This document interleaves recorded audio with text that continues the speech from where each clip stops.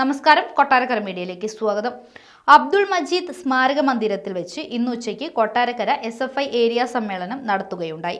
കേരള ധനകാര്യ വകുപ്പ് മന്ത്രി KN ബാലഗോപാൽ പരിപാടിയിൽ പങ്കെടുക്കുകയുണ്ടായി.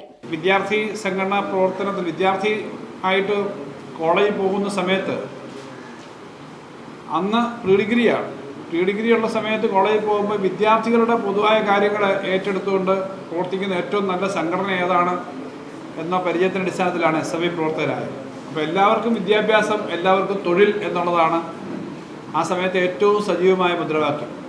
അടിയന്തരാവസ്ഥയുടെ ഒക്കെ നാളൊക്കെ കഴിഞ്ഞിട്ട് നാട്ടിൽ ജനാധിപത്യത്തിന് വേണ്ടിയിട്ടുള്ള വലിയ പ്രവർത്തനങ്ങൾ, അടിയന്തരാവസ്ഥ കാലത്ത് സംഘടനാ പ്രവർത്തനം, വിദ്യാർത്ഥി സംഘടനാ പ്രവർത്തനം നടത്തിയതിന് ജയിലിൽ കൊണ്ടിട്ടിട്ട് പോലീസ് മർദ്ദിച്ച് കൊല ചെയ്ത് ശവശരീരം പോലും കിട്ടാത്ത വിദ്യാർത്ഥി നേതാക്കന്മാരും വിദ്യാർത്ഥികളുടെയൊക്കെ കഥകളൊക്കെ അന്നത്തെ ക്യാമ്പസുകളിൽ കേട്ട് അതിൽ നിന്നൊക്കെയാണ് ഈ ജനാധിപത്യത്തിന് വേണ്ടിയിട്ടുള്ള പ്രവർത്തനങ്ങളിൽ പങ്കാളിയായി ഞങ്ങളെപ്പോലുള്ള ആളുകൾ വിദ്യാർത്ഥി എന്ന ഒരു നിലയിൽ ഒരു സംഘടന അംഗമാവണമെന്ന് തോന്നി. അത് ഏറ്റവും നല്ലത് SFI ആയിരുന്നു. എന്ന് പറഞ്ഞാൽ എല്ലാവർക്കും വിദ്യാഭ്യാസം, എല്ലാവർക്കും തൊഴിൽ, ജനാധിപത്യത്തിന് വേണ്ടിയിട്ടുള്ള പ്രവർത്തനം. അന്ന് ജവഹർലാൽ നെഹ്റു യൂണിവേഴ്സിറ്റി പോലെയുള്ള പ്രധാനപ്പെട്ട ക്യാമ്പസുകളിലൊക്കെ യൂണിയനൊക്കെ SFI ജയിക്കുകയും കേരളത്തിലെ ക്യാമ്പസുകളിൽ ജയിക്കുകയൊക്കെ ചെയ്ത സമയം.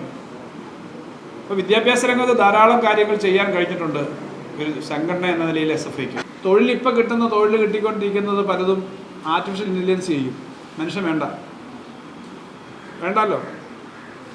അങ്ങനെ വരുമ്പോൾ മനുഷ്യൻ്റെ അടുത്ത ഘട്ടത്തിലേക്ക് പോകാൻ പറ്റുന്ന പുതിയ തരത്തിലുള്ള തൊഴിലുകളും വരുമാനവും കണ്ടെത്തണം. ഇതൊക്കെ ഭാവി വരാൻ പോകുന്ന പ്രശ്നങ്ങളാണ്. അതിൽ 100 പേര് ചെയ്യുന്ന ജോലി ഒരു റോബോട്ട് ചെയ്യും, ഒരു ആർട്ടിഫിഷ്യൽ ഇൻ്റലിജൻസ്. ഇപ്പോൾ ആർട്ടിഫിഷ്യൽ ഇൻ്റലിജൻസ് നിങ്ങൾ മൊബൈൽ ഫോണിൽ ഒരു സ്ഥലത്തിൻ്റെ പേരടിക്കുമ്പം KOT എന്നടിക്കുമ്പോൾ കൊട്ടാരക്കര തെളിഞ്ഞു വരുന്നത് ആർട്ടിഫിഷ്യൽ ഇൻ്റലിജൻസാണ്, ഇല്ലേ?